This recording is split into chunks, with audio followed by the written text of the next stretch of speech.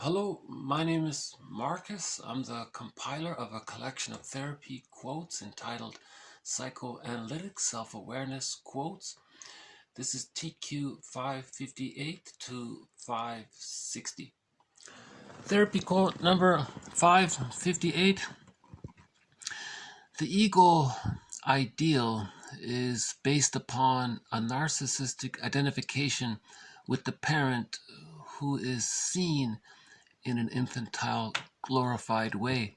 The formation of the ego ideal has, from its very beginning, to do with the keeping up of self-esteem.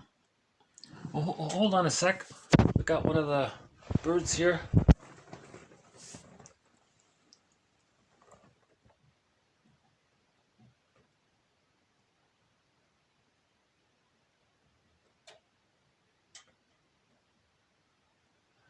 This might be the ideal food for the crow. They really love bread. Really seems to be their favorite food. Okay. Okay, there we go. So TQ 558. So there's a little bit of jargon here.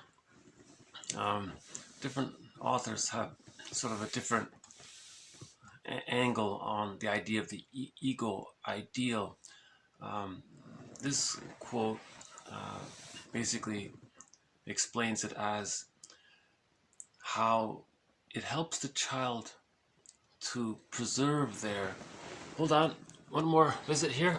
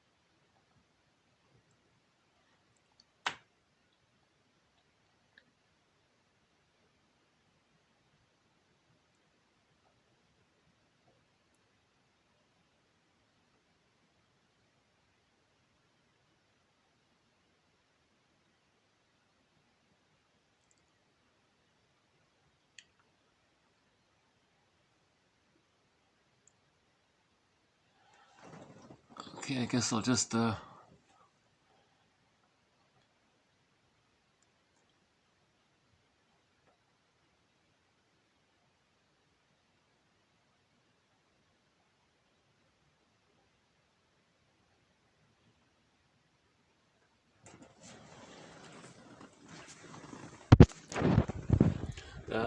her theory about the ego ideal is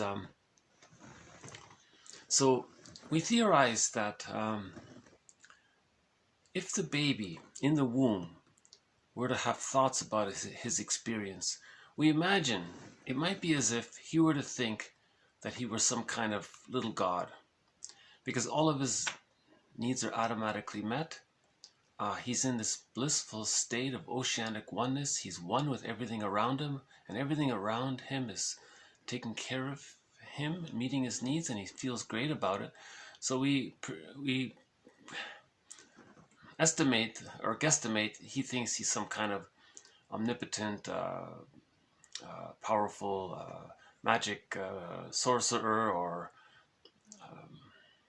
so the jargon is infantile megalomania. He thinks it's all about him.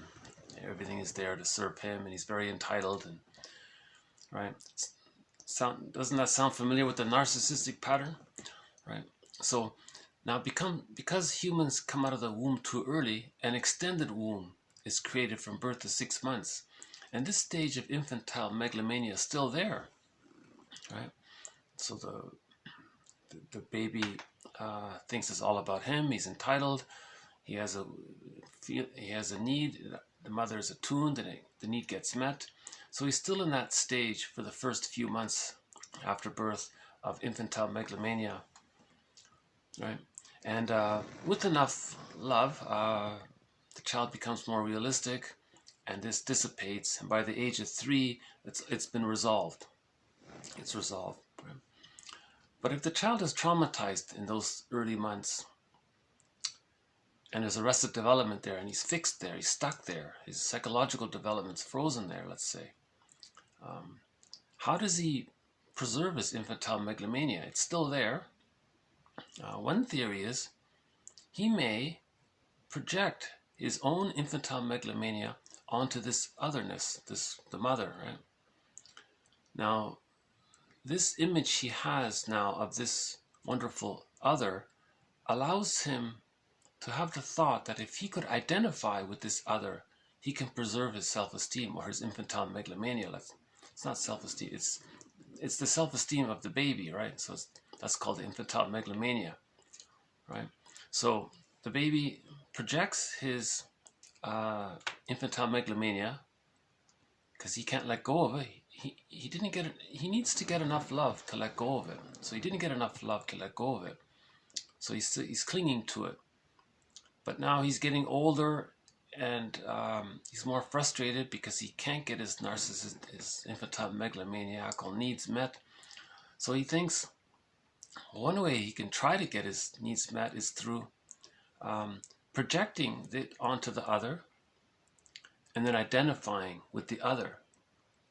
So first he projects his image of himself as being a little god, projects it onto the mother, and then wants to be like the mother.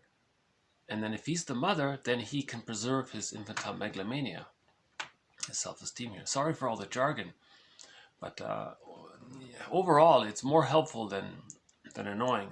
So the jargon is, I find it helpful.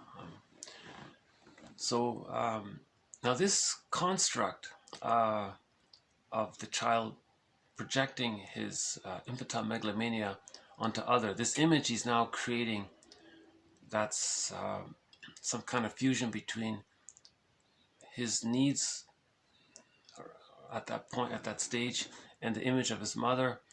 So there's, in other words, the image of the perfect mother that he has is infused with his own infantile megalomania, and he hopes to identify with her. So this we're calling the ego ideal, this unconscious fantasy that he has. This fantasy, okay, this fantasy we're going to call the ego ideal. So he's doing this to cope with the pain of needing to let go of his infantile megalomania at this, while he's not getting enough love to do so. You see? So let's go back to the quote, TQ 558. The ego ideal is based upon a narcissistic identification with the parent who is seen in an infantile, glorified way. The formation of the ego ideal has, from its very beginning, to do with the keeping up of self-esteem. As his sense of reality grows, the child endows his parents with the omnipotence he has had to forego. From this time on, desires set in to become like the glorified parent. The deep longing to become like the parent creates an ego ideal. The ego ideal is based upon the desire to regain infantile omnipotence by identifying with the idealized parent. Persistence of particular grandiose ego ideals has to do with disturbances of object relationship and ego development. This former factor, okay, the disturbance in object relationships, is usually the most conspicuous. It is as though early disturbances had prevented life force from attaching itself to objects, so that too much cathexis remains with the ego ideal. So the child didn't get enough chance to really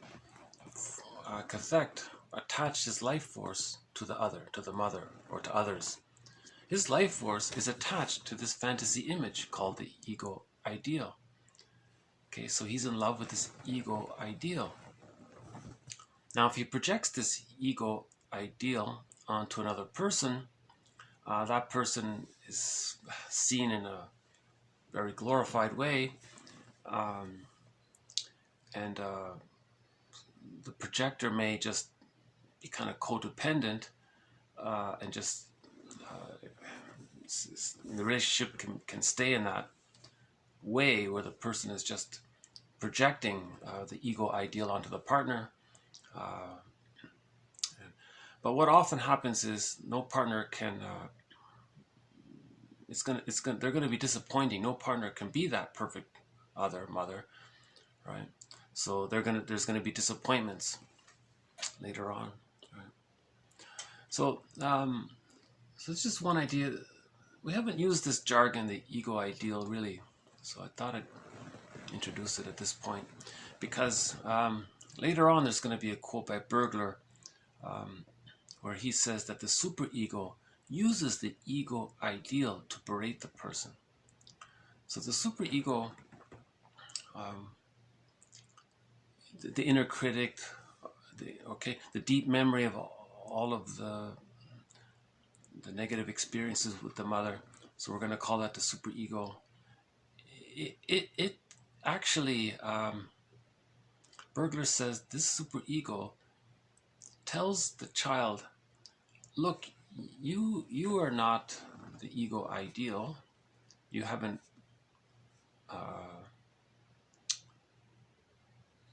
you're not it. You're not married to it.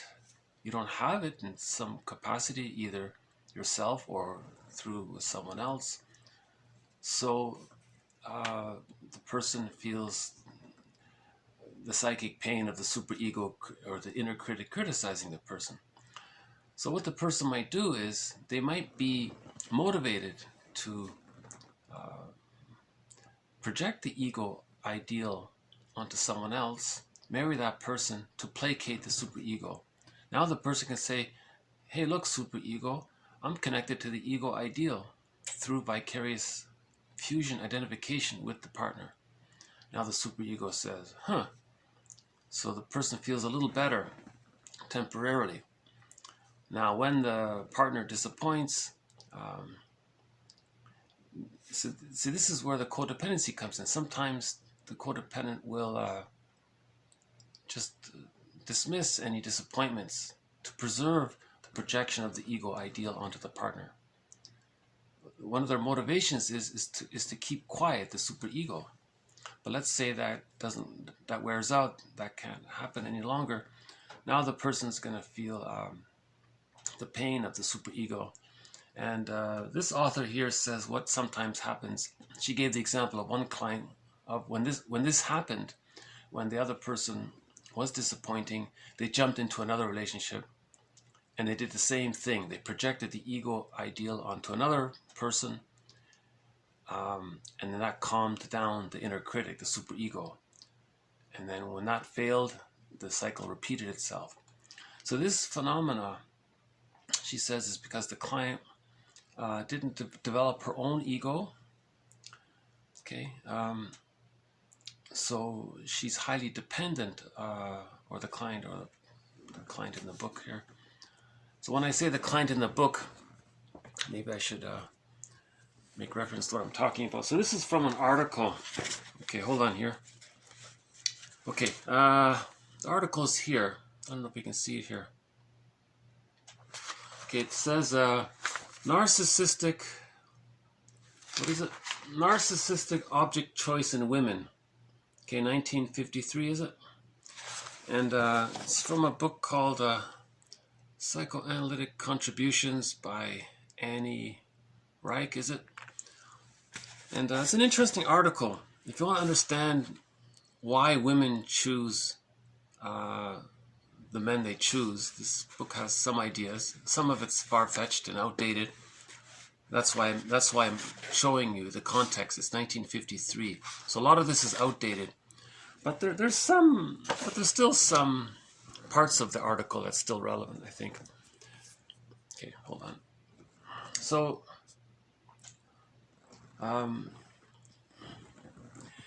so the case study that she was talking about in that article was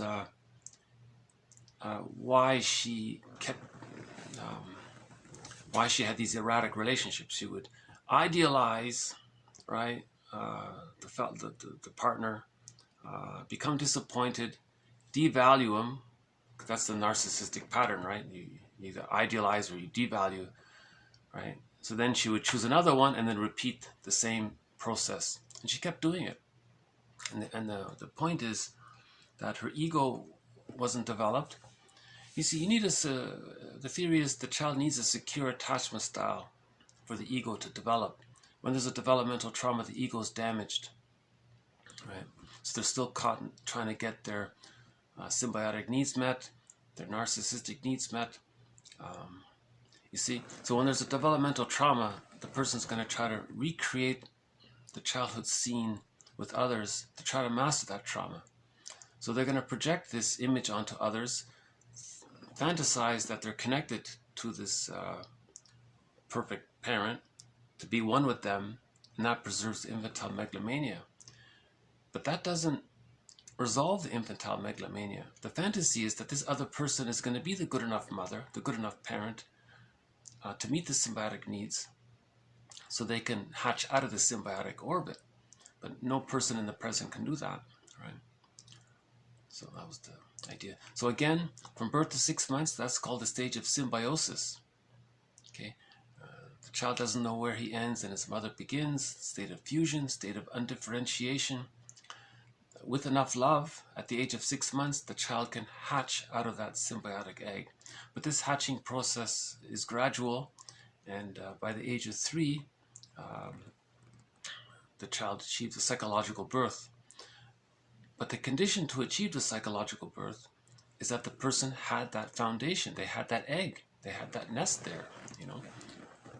Like the metaphor is that the chicken needs the egg to hatch out and become a chicken. So the theory is biological birth and psychological birth are different things. Biological birth, we see it. It's a visible event. Happens in a moment. It's visual. We see it. But the psychological birth is more invisible. It's internal, right? So from birth to 6 months, so the psychological birth takes 3 years approximately from birth, and it goes through 4 sub-phases. The first phase is the phase of symbiosis, just mentioned, from birth to 6 months. That's the egg, very important. If the child receives enough maternal reverie, enough their needs have been met, the mother was attuned to the baby's needs, so the baby felt loved and safe and comfortable. He feels safe enough and loved enough, safe enough to differentiate out of the egg. Now he can leave that little nest, that egg, right? He can leave the egg. Still in the nest, but he can leave the egg. Right? Then from 6 months, for the next several months, that's called the practicing sub-phase. So yeah, so from birth to 6 months, that's the stage of undifferentiation. Then from 6 months to I think around 10 months, that's the stage of differentiation. The next phase is the practicing sub-phase, where more of the child's life force can connect to himself, right? And he can play with his toys and get to know himself, explore his environment, and he's learning who he is and so on. Then in the second year of life, approximately, that's the stage of rapprochement, where the child explores and does things more on his own, knowing that he can return to his mother for emotional refueling as needed. And by the age of 3, all of these loving memories and memories of support condense to form what's called the holding interject, or the internalized good object, and this now becomes part of the psychic structure. Okay. Now, with this ontological security and inner basic trust, okay, the child has access to the real self, his or her own real self. Now, the real self is a part of the personality. This part has various capacities. One of the capacities of the real self is that it allows the person to engage in what's called whole object relations, mutuality. It means the child has enough inner security to invest some emotional life force to the other person as a whole person. And they can see the other person in their full subjectivity, and they're connected to their subjectivity. So there's two people relating, right? The other person is related as a full person with their psychological birth, and the first person has their cycle. So you have two people relating. So they're okay. In other words, it's not a repetition of the baby mother scenario, right? That's right. So, in other words, the child needs a secure attachment style to later on achieve mutual relationships. If there's a developmental trauma, they're going to repeat the early situation with future partners. One aspect of this early situation is that infantile megalomania didn't get resolved because the person needs enough love to let go of the infantile megalomania. Okay, with enough love, the ego develops, and then infantile megalomania can dissolve naturally. That's what's meant to happen by the age of 3 with the psychological birth, right? So now the person's stuck with this unresolved entitlement, infantile megalomania, grandiosity, and needing to see the world as his oyster, as people keep saying. In the books, that's a common metaphor during that early phase, because the baby thinks the world is his oyster. He just has a wish and everything's met. Right? So some of the jargon around this developmental trauma of not getting the symbiotic needs met is that he needs to hold on to his infantile megalomania because he's fixated there, and there's a developmental trauma there. So how does he hold on to it? He projects it onto the other, and this other is considered all fantastic. The other is considered having the qualities that the baby believed he had, or has or had, right? So the baby thought he was a little god. Now he thinks the mother, is a god, right? Metaphor, right? So now the child projects this fantasy onto the other. This fantasy is the ego ideal. Now the other is imbued or is seen, regarded, or treated as, perceived as being so grandiose, so important. Okay. And now the projector wants to associate with that person. If they get married, now they're she says in the article, they want to own that person. They want to possess it. That's a way to hold on, have better control of the infantile megalomania. You want to possess it. So some women want to own their men, like property, like they want to. Remember in greed, the baby just wants to receive, but in the developmental trauma, the child thinks it's better to own it. So now in the marriage, the person regards the other as a possession, as a thing to own. It's right. It's like owning the breast from the baby's point of view. So from the baby's point of view, he now wants to own symbolic breast, right? The partner as a symbolic breast. He wants to own that person. It's not mutual relating. It's maybe very dramatic and all that, but it's not mutual. It's not mutuality there, right? It's not whole object relations. It's still part object relating. Klein says in the beginning, it's called part object relating. The baby's just relating to the breast. It's called the breast mother. The baby doesn't recognize the other person as a full person with their subjectivity. The baby has all these basic needs first. So it's called part object relating. Okay, so that's not a bad article.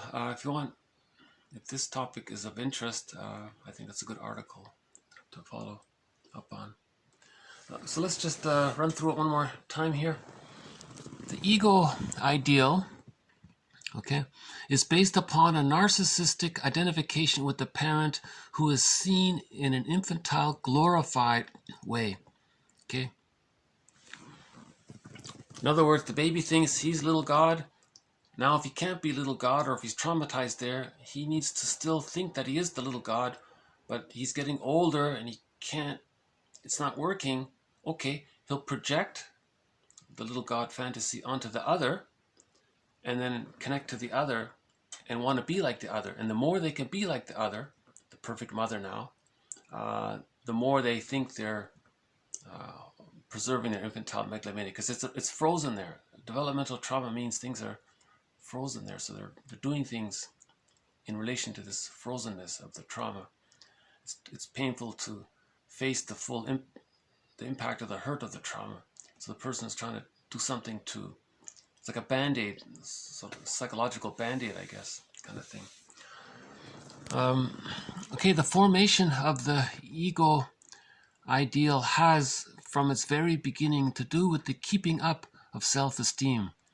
Okay, so again, that just means the baby's self-esteem. It's not real self-esteem. The baby.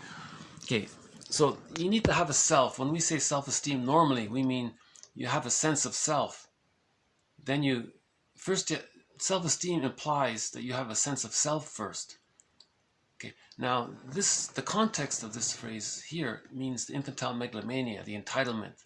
So the baby's self-esteem at that point of view is based on that infantile megalomania. It's not the self-esteem we normally may think of the term, right? A person has to achieve the psychological birth. That leads to the sense of self. And then the things they do from the real self builds their self-esteem. Self-esteem is built from doing things from the real self. But to get access to the real self, the person has to achieve the psychological birth. To achieve the psychological birth, they have to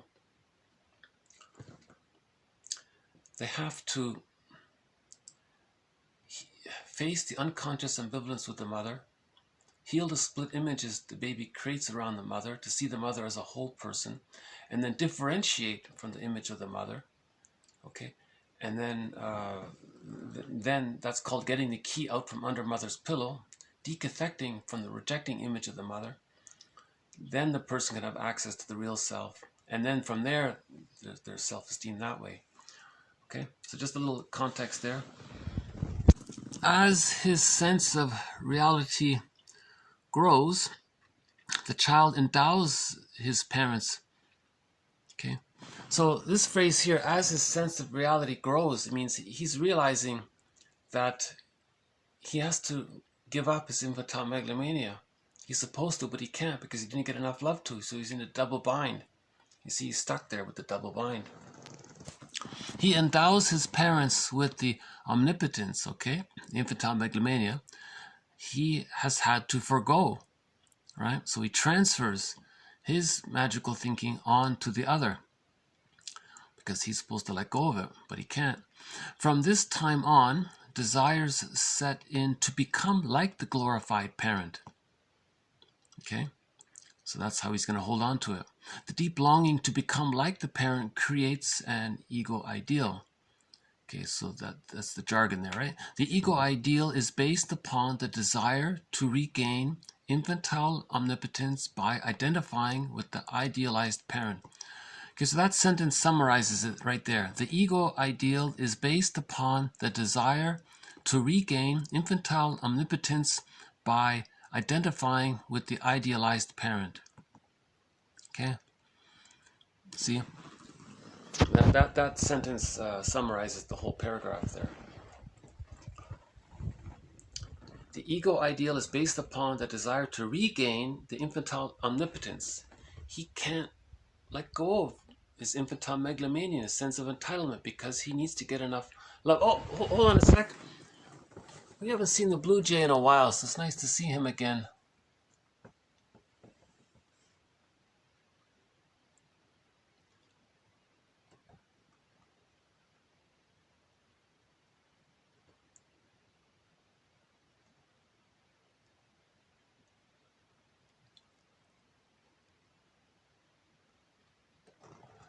Let's see if we can. Let's see if we can get a closer look at the blue jay. Let's see.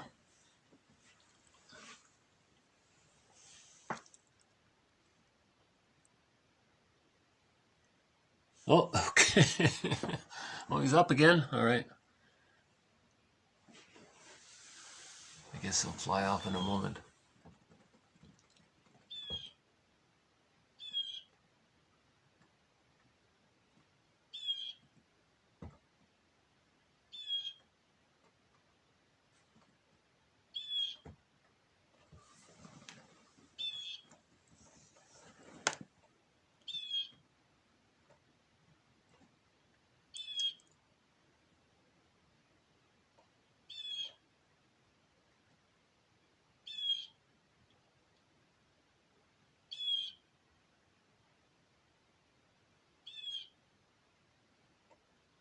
Oops.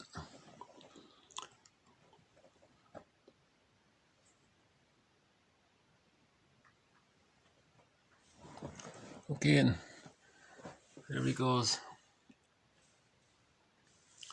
Up in the tree. Sometimes there's still some.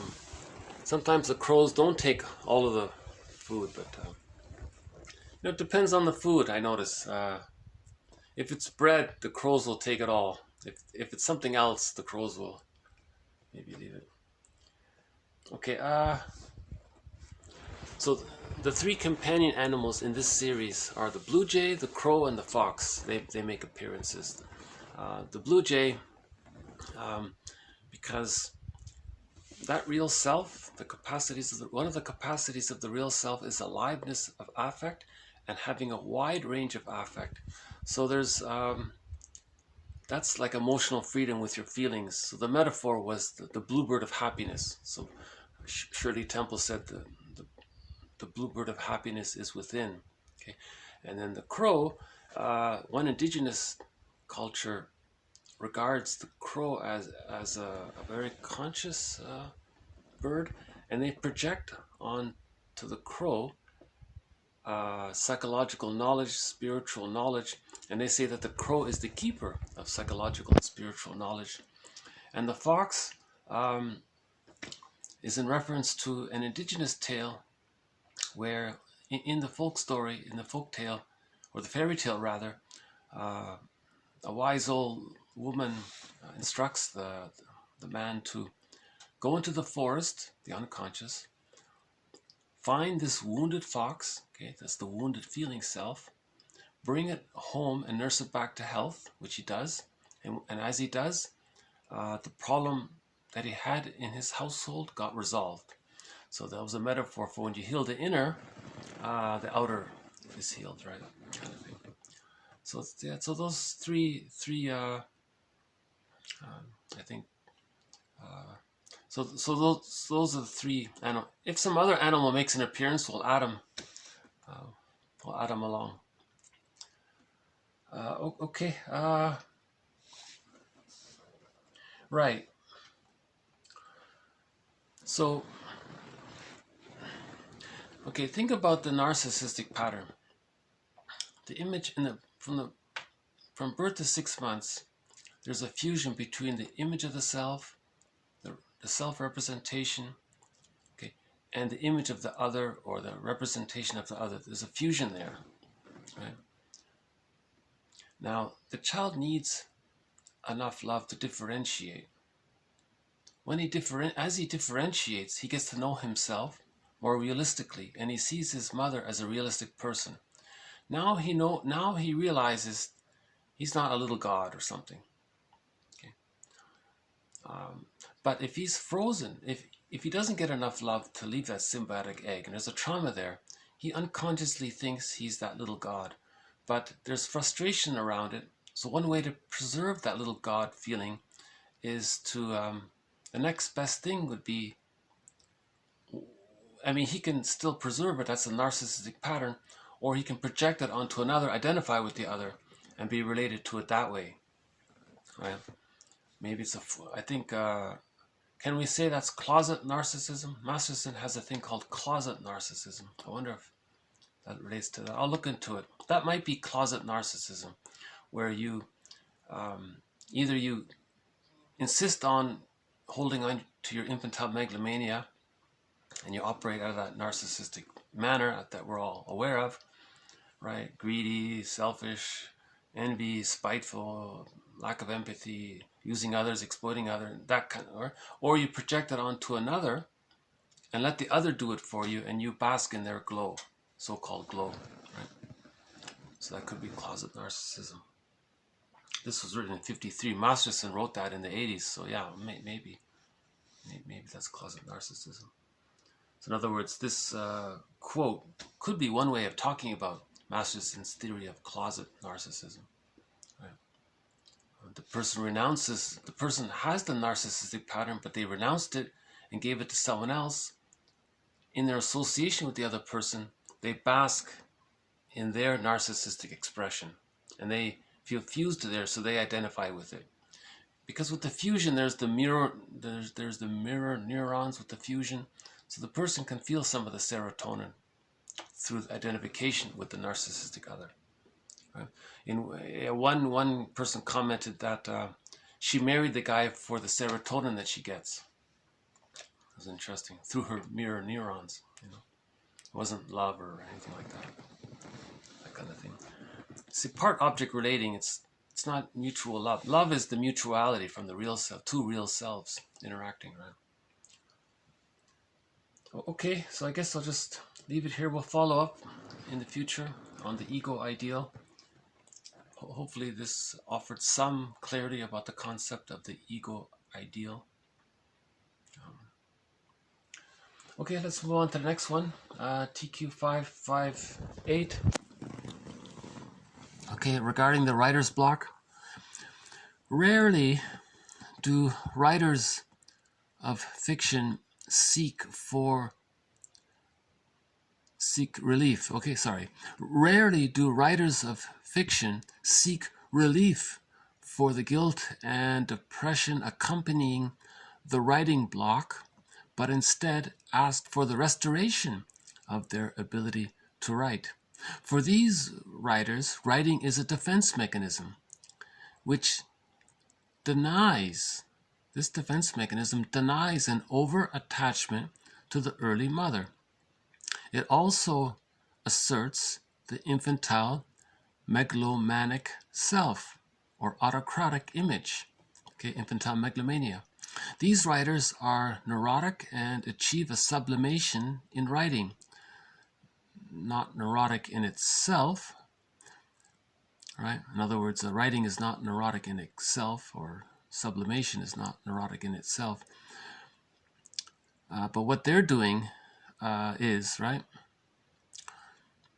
Again, these writers are neurotic and achieve a sublimation in writing which is unique and peculiar to the writer in being temporary and unstable and alternating with depression and guilt.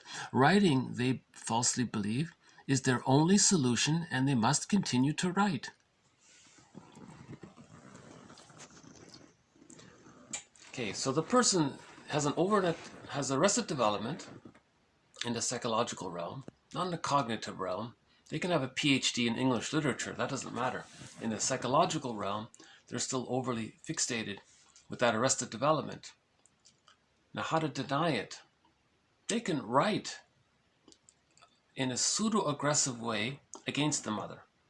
So a lot of these novels are aggressive or fantastic. They're designed to placate, Bergler would say, placate the superego. They're trying to be infantile megalomaniacal in their writing. So everything's very grand and exaggerated and extremely exaggerated, right? Fantastic and exaggerated images and ideas. He's preserving his infantile megalomania, right? So a lot of novelists, according to Bergler, all they're doing is preserving their infantile megalomania, sort of like in the previous quote where the woman projected her lost infantile megalomania onto the partner and kept her infantile megalomania by association with the partner. The writer here is not bothering with the partner, they're just creating these, he's just acting out the infantile megalomania through his writing, you see. So Bergler says true writers face the unconscious guilt and work through it that way, backwards. They work inward and backwards, downwards. But these hack writers or racketeers, he calls them, or all these, I guess, drugstore novelists kind of thing. Most novels really seem to fit this, right? They're just offering some kind of packaged power fantasy. All that is a defense mechanism confirming the over-attachment to the rejecting image of the mother, right? So they're in what's called a conforming rebellion. So 2 days ago, we had a quote about the conforming rebellion. He's conforming because he's loyal to the mother, but he's rebelling against the mother. And that's all he's doing. And it's a repetition compulsion. And he's stuck there. Now, he concluded here in this quote that these writers, they're addicted to it. They keep doing it. So they write all of these negative novels because this autocratic image. Now, remember the image of Narcissus looking into the pool of water, and he sees himself and he's transfixed. Okay, so the narcissistic image is considered, that character is named after the flower narcissus. It's like has narcotic quality. So the narcissistic image, you feel elated. I mean, it's euphoric. The baby's in heavenly bliss. In the extended womb, the baby thinks the world is his oyster. So there's a lot of brain chemistry sending the person serotonin and a lot of feel-good chemicals, I guess, right? Because he's one, he's fused with mother, all of his needs are met, he's perfectly safe, in other words, right? He's fused with the mother, right? So these hack writers, let's say, are just trying to get their serotonin by being infantile megalomaniacal, by being so grand and having these great, fantastic images in the stories. And the readers just go along and, and then they're part of it. They're just reading it that way, right? So the readers are also pretty much psychologically similar to these hack writers in that way. So that was Bergler's, that's his most famous concept, the writer's block. So these novelists, when they get stuck and they ask for help, for therapy to get unstuck, Bergler says, well, the reason you're stuck is because you touched some issue with the mother. And the client would say, no, I don't want to go there. I just want to go back to being pseudo-aggressive. I just want to re-indulge in my anger, in my conforming rebellion. I just want to go back into my conforming rebellion against the mother. I just want to go back to that old way. Bergler would say, well, I guess so. That's up to you. But I'm here to, heal your depression. So there'd be some kind of issue there, right? It's hard to get that book. It's called The Psychology of Writing by Edmund Bergler. Okay, so regarding Edmund Bergler, fill in the blank. The psychology of blank. Okay, whatever you put in that blank, chances are Bergler has written about it. The psychology of writing, the psychology of fashion, the psychology of money, the psychology of self-defeating behavior, the psychology of even little things like blushing, or there's a lot there. He wrote 24 books and 300 papers. He covered a lot of topics. So Edmund Bergler is one of the mentors in this series, right? Edmund Bergler, along with James Masterson, Karen Horney, Melanie Klein, Margaret Mahler, and Fairbairn. So those are the 6 mentors in this series. If you've been following this series, or if you will follow this series, those are the 6 mentors in this series. So we could say that this overall approach is the Margaret Mahlerian, Melanie Kleinian, Fairbairnian, Berglerian, Mastersonian, Karen Hornerian approach or something. I'll have to figure that out.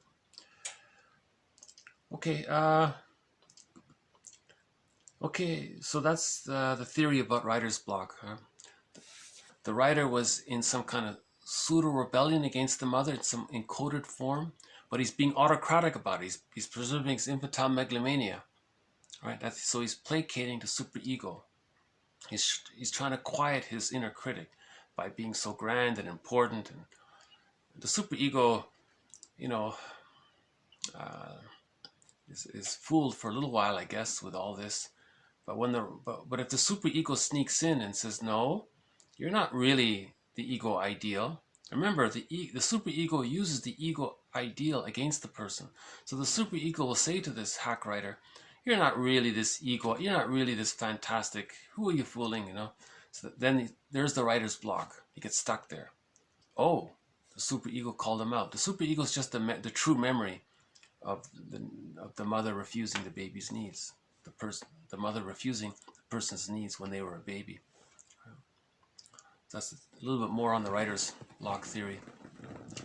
So we've had a number of quotes by Edmund Bergler, so this adds to our collection on his quotes. Okay, we'll do one more here about regarding dreams. We haven't done much on dreams, so this will be one quote on it. Condensation. The fusion of two or more ideas or mental images. Okay, so condensation created the centaur, the mermaid, the sphinx, and the host of composite creatures found throughout mythology. It also produces the composite figure found in the dream. At its simplest, for example, such a figure combines one or more features of one person with those of another. Quote, my mother was speaking, but it wasn't her voice. It sounded just like my sister. Unquote. Condensation affects a tremendous economy in time and energy. Like condensation, displacement, the second essential mode of dream work operation, is the result of the rapid transfer of energy from one idea or image to another. Okay, this is characteristic of primary process. Whereas condensation distorts the latent thoughts by fusing or telescoping, displacement assumes myriad forms. The transposition can involve people, places, objects, actions, or affects, emotions. So, the dream world is considered the primary process, the unconscious thinking, the primary process thinking. There's no sense of time there. There's no even real sense of place. There's no sense. So for efficiency, for the person, for example, if he felt something during the day, maybe at night he needs to feel it. So how's he going to feel it? The unconscious is going to take an image from the day and maybe image from the past and blur them together. Maybe take a feeling from one place and a feeling from another place, blur them together and put them all together, and it helps the person to feel or see or experience what he couldn't experience during the day. All right, so dreams are kind of a compensation, right? So it's just the idea about the primary process. There's no time there. It can take images from any time in a person's life, mix them all together. And so in mythology, you see these mixed character, mermaid and the sphinx and all that, right? So the sphinx was the mother, by the way, right, in the myth, right? But it's blurred with the aggression of the mother, the animal, the anger of the mother, the rejecting anger of the mother. Then you got the mother. So the sphinx is half woman, half, you see, so there's a condensation there. So the dream world or the fairy tale world, the mythology world, they use what's called condensation. It's to quickly help the person feel what they need to feel, or it's to quickly help the person experience, compensate, restore their equilibrium, I guess, in some way. The second one was displacement. Feelings can be transferred all around. A feeling from regarding one thing or person can be transferred to another thing or person. You see, so there's a lot of moving around going on it's very hard to interpret dreams, right? This series doesn't talk about dream work. The only other quote on it so far has been TTAQ. If a person does get a dream, one idea is called TTAQ, TTAC, an acronym. When you get a dream, first thing you do is give it a title, identify sort of the theme of the dream. What's the main affect in the dream? And can you identify any question? if the dream were asking the dreamer a question, what might that question be? So TTAC. So title, theme, affect, question. And that can help a person know what's going on in their lives. Sanford says, when you get a dream, the dream is the soul's way of telling you that it's like this in your soul. The dream is saying, hey dreamer, it's like this in your soul. It's like this. So it's a metaphor. Your soul is in this sort of situation, right? Kind of thing. Woodman says, if you get a dream and that's like a letter from the soul, don't you want to read the letter? Don't you want to know what your soul is telling you? Kind of thing. But that's just if you happen to remember the dream when you wake up. Don't purposely. I don't think, some people say you should wake up early to try to remember it. I don't fully know about that, but I think there's different opinions about that. One opinion is, if you get the dream and you happen to remember it, write it down. That's helpful that way. You know? Or maybe it is maybe as an experiment. Maybe wake up and see what you were dreaming, and maybe it helps. I don't think. Yeah, I don't buy that one. Anyways, I'm not a therapist, by the way. I'm the compiler of these quotes. I'm just trying to identify the quotes and present them and offer some comments on them. So just full disclaimer, I'm not a therapist. I can't interpret anybody's dreams. I can barely interpret my own, you know. But something to think about, the idea of condensation, how you have a dream and there's so much in it. It's jam-packed. Like it's packed with a lot of things. Something from one place, a feeling from another person, a memory from another place, and a scene from another location. It's all put in one little dream sequence, you know, or if the dream sequence has a few parts, it'll be in different parts, threaded together, kind of thing. And you see, with this displacement, you see, that's a primary process. You see, projection and transference, that's a primary process. It's an unconscious process, right? So when a person projects something about themselves onto others, that's like that. That's something that the dream world does. That's that primary process.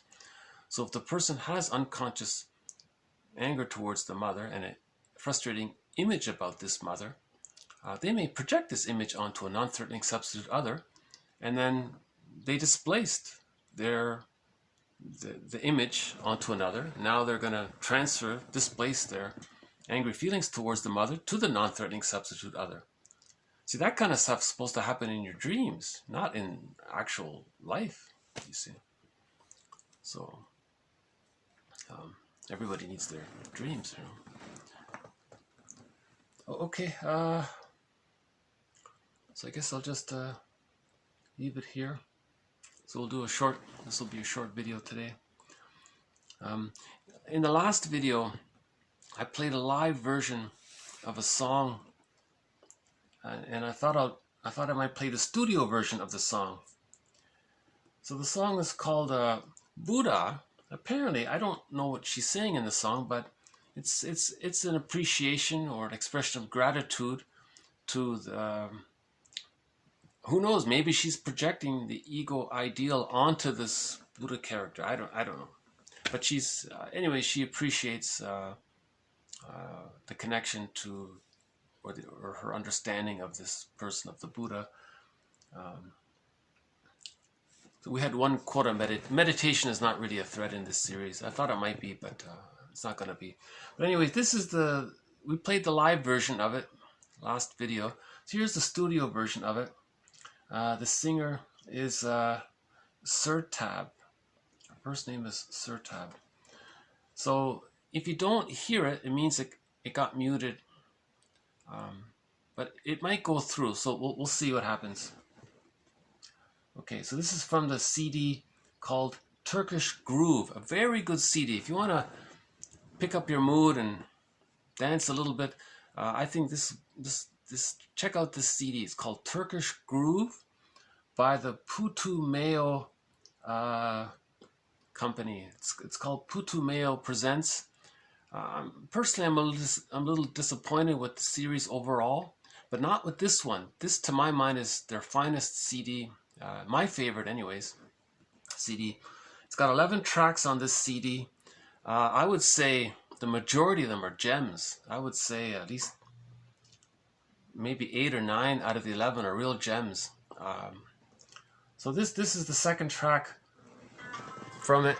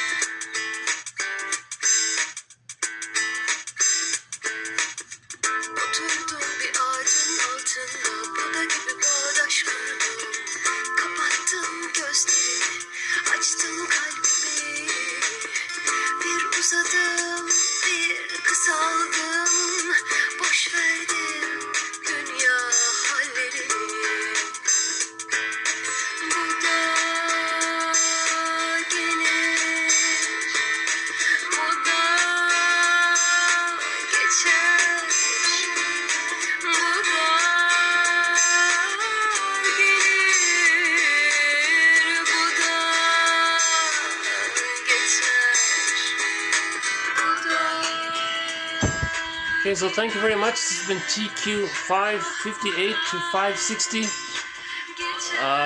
Some jargon, so we had a little bit of jargon about, okay, I guess I'll have to hit the pause in case I have to mute it.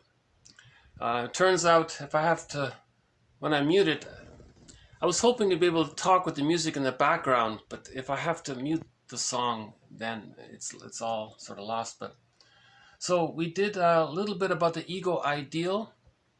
Again, this is the child's attempt to cope with needing to hang on to his infantile megalomania because he didn't get enough love to let it be resolved. So he projects his own infantile megalomania onto the other, and by association with the other, or if in later life they marry the person with the other, or they're attracted to someone with the other, then they have a kind of connection to their own infantile megalomania that way. I think that can also be called closet narcissism, where the person doesn't show that he's a narcissist in the exhibitionistic way that we're familiar with. He's overtly greedy and all that. He marries someone else who does all that for him, and then he basks in that other person's greed, right? So in other words, the other person is doing what they wish they could sort of do, I guess, that kind of thing. It's not the codependent pattern. It's called the closet narcissist. That's in one of Masterson's books. So again, entitlement, infantile megalomania, the autocratic self, all this magical thinking, this thinking you're so... That's all meant to be existential hearsay by the age of 3. And all of the defense mechanisms around developmental trauma splitting, projective identification, identification with the aggressor, the narcissistic pattern, the hostile provocative attachment style, some of these schizoid patterns, right? We had one of the character disorders was hiding behind power struggles as a character defense. They didn't get their symbiotic needs met, so the person felt pain about that. And that pattern was, no matter what he did, he always felt vulnerable and afraid. The only way he could distract himself was to create a power struggle. Because I think there was a power struggle during the breastfeeding. The baby wanted to, the baby had a need, the interaction between the babies and the mother during the feeding time was, there was a power struggle there. The mother wanted to feed, the baby wasn't hungry, or the baby was hungry, and there was a conflict during the breastfeeding time. Now that's a trauma. Now they repeat that in their daily life. That's called, so they create power struggles to try to master that trauma with the mother at the breastfeeding time. That's called hiding behind power struggles as a character defense. It's become his main sort of way of dealing with the frustration of that power struggle he had at the breast. He creates drama or power struggles outwardly. He's caught in the repetition compulsion of the developmental trauma. You see? So a lot of patterns, a lot of dysfunctional patterns spring forth from the arrested development between birth and 6 months. The baby needs to get their symbiotic needs met from birth to 6 months. If they don't get it, that can lead to the hostile, provocative attachment style.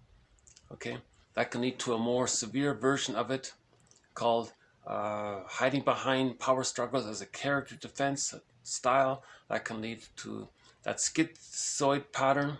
That's the guy who gives up on greed, and he has only spite and envy for everything, and he's the one that covertly gets others against themselves, right? He wants to see what's outside of him spoiled. That's the Iago character from the Shakespeare, one of his Shakespeare characters. They can lead to what's called a symbiotic character disorder. We don't know much about that. I'm still hoping to get more information about that. It can lead to the narcissistic pattern, where the person identifies with the aggressor. Okay, so in the narcissistic pattern, the baby feels devalued, humiliated, exploited, used, objectified, shamed when the mother's not meeting the baby's needs. The baby identifies with the aggressor and then does to others what his mother did to him to communicate that when he was a baby, that's what his mother did to him. That's a narcissistic pattern. So they're stuck with envy, greed. So they are greedy, those ones, and if they don't get the greed, then they're envious.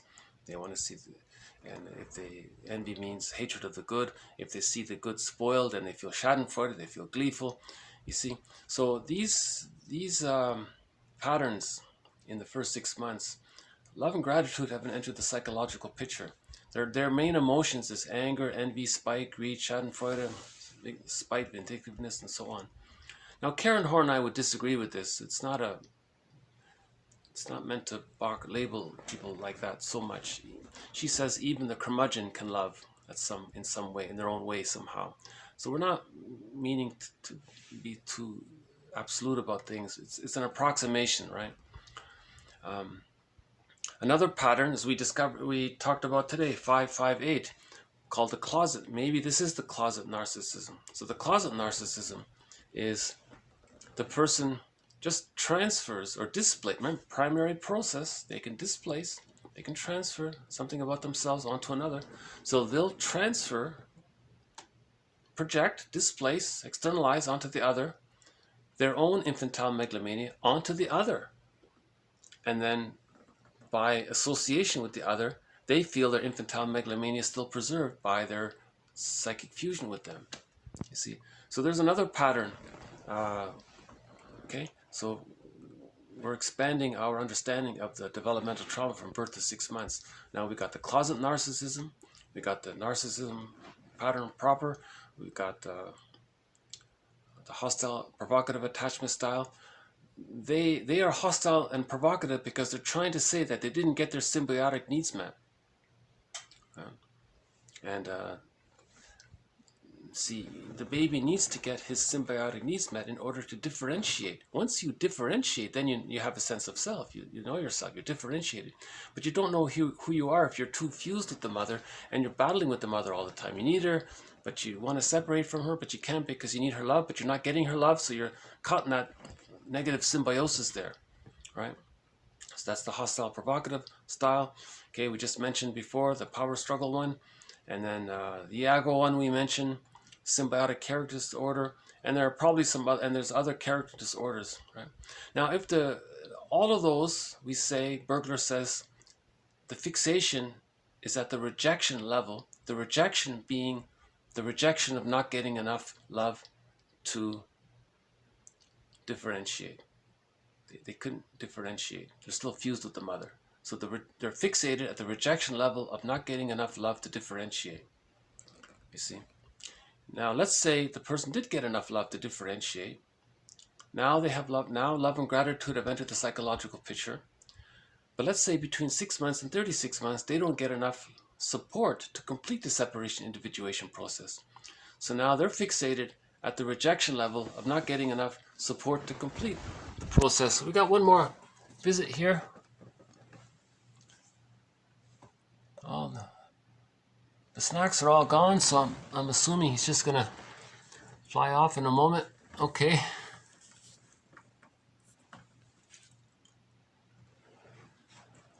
I don't know if you can still see him, but he's in the air there, flying up, and there's another one over there. Okay. He's circling around, huh?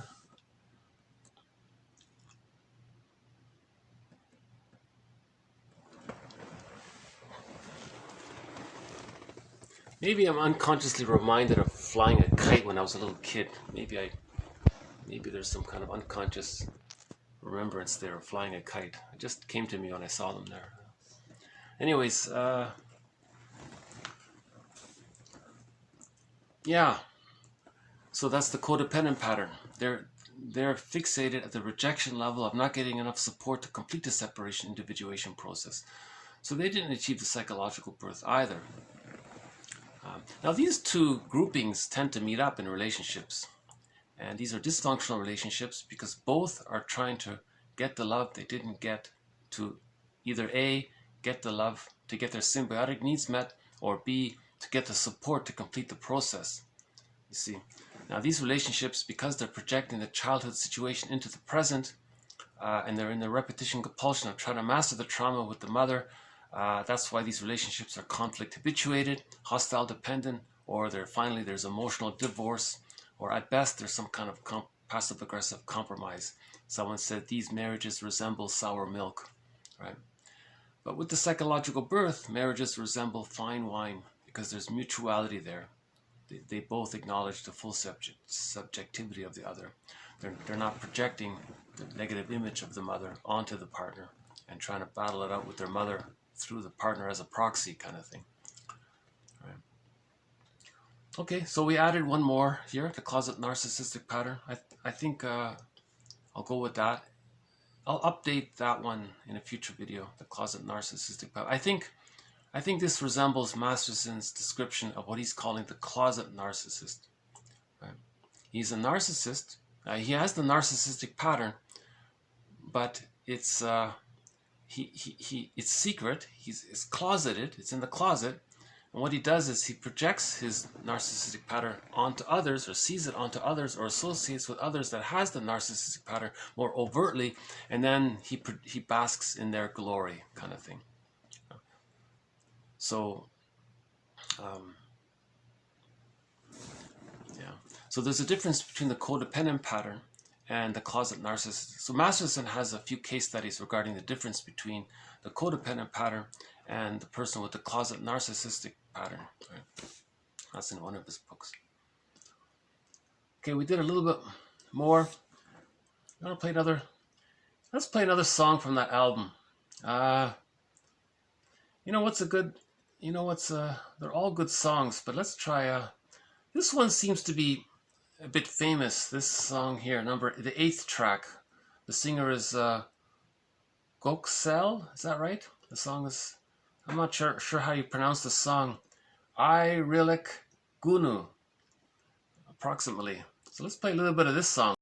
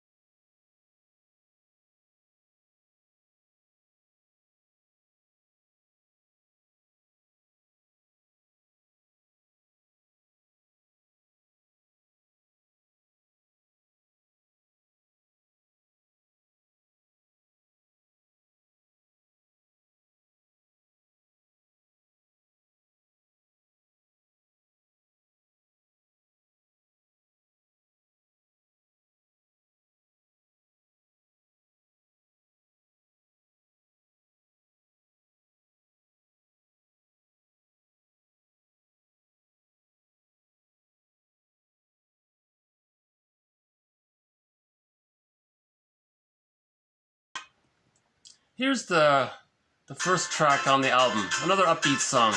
This one is called Pisla. Pisla, something like that. The singer is Nigel.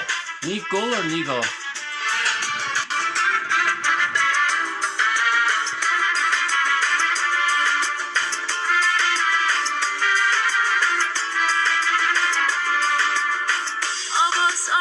Şarkın olsam beni haykırsan, sırtındaki kazak olsam seni ısıtsam, en sevdiğim yemek olsam sana doymazsam, sofrandaki tuzun olsam eksik olmazsa, hem yazın olsam hem kışın olsam, her mevsimde her daim benimle olsan, ah yokun olsan, of çokun olsan, sesin olursam, sözün olursam, bana dokunsan, fış fışla beni, oh ohla beni, bana bakma ben şımarmam, yine sev beni, fış fışla beni, oh ohla beni, hadi korkma ben şımarmam,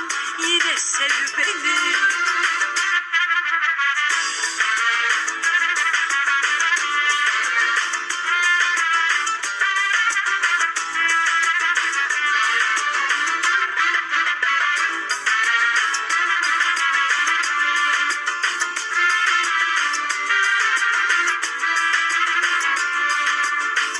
Avaz avaz şarkın olsam beni haykırsan, sırtındaki kazak olsam seni ısıtsam, en sevdiğim I find this to be a fun album. sofrandaki tuzun olsam eksik olmazsam, hem yazın olsam hem kışın olsam, her mevsim her daim benimle olsan, ah yokun olsan, of çok. Okay, and so we also covered in TQ 559 a little bit about Bergler's perspective on what he's calling the writer's block, where he thinks a lot of writers are not genuine writers. A genuine writer is someone who grapples with his unconscious conflicts, who truly tries to work through, in their writing, the conflict with the mother, and they're using the writing for that purpose. He would regard that as a true writer, right? Most writers are denying that. They don't want to face that. They want to create some elaborate escape mechanism and pretend to be aggressive and pseudo and macho and all that, the He-Man, because what they're doing is they're preserving their infantile megalomania to placate the superego, so they're feeling better temporarily, you see. So so writer's block is when the superego calls the writer out on that. Really? Are you really genuinely facing your unconscious anger towards your mother? Really? Sounds pretty fake to me. So the person's stuck and doesn't know where to go from there. But most writers, he says, just wants to go, is afraid to go that route, you know. So he's calling that the writer's block. But because of the addictive quality of the narcissistic pattern, because, again, the Greek word for narcissus is narke. It's like a narcotic, they said, the flower, the little white flower. And that's why the myth is named after this flower. He's addicted to his infantile megalomania, just like in the image with the character Narcissus staring at his reflection in the pool of water, right? He's addicted there, he's fixed there, he's like a drug there, he's stuck there. So that also represents, that image, by the way, represents the fusion between the image of the self and the image of the other. He's fused there, by the way. Okay, we did just one brief one on dreams, condensation and displacement. The main idea is that this comes from the primary process of the mind. So the mind thinks in a primary process, okay, like the baby, the way the baby thinks in images and all these fantastic things. Fairy tales and myths represent the primary process thinking. And then the secondary process thinking is the conscious adult ego who synthesizes elements, who understands realistically, that kind of. So that's the more healthy, healed ego, right? That's called secondary process thinking. How about the third track on here? It's such a fun. I really, you know, if you okay, I think when I speak, if I have to mute this, you're not going to hear me speaking. So I might as well just play a little bit of the song, and if it gets through, then at least you heard the song, right? Okay, here's the third track.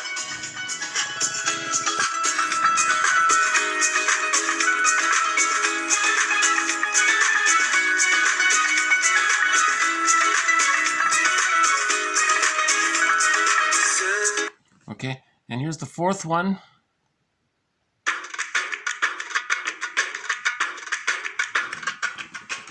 This might be the most upbeat of the ones.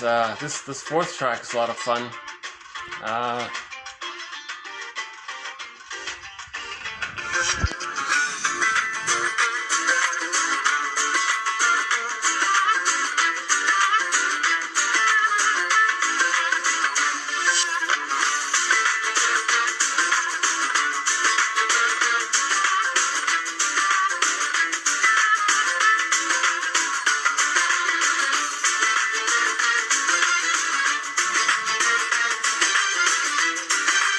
Okay, here's the fifth one.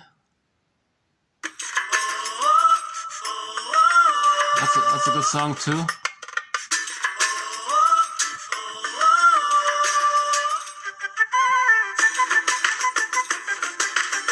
Okay, here's the sixth one.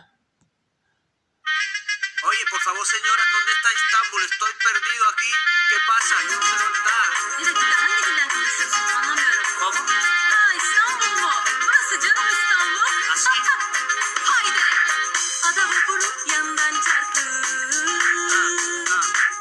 Bayrakları donanmış cafcaflı. Eso. Ada vapuru yandan çarptı. Bayrakları donanmış cafcaflı. Simitçi, kahveci, gazozucu. Şırayla yavrum şıra şıramay. Şırayla şıramay yok şıramay. Şırayla yavrum şıra şıramay.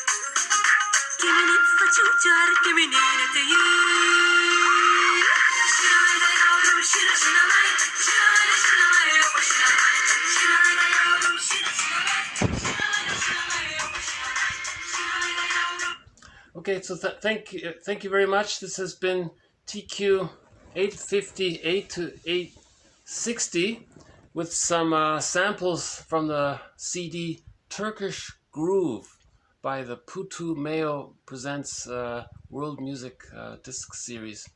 Okay, more to follow. Thank you. Bye for now.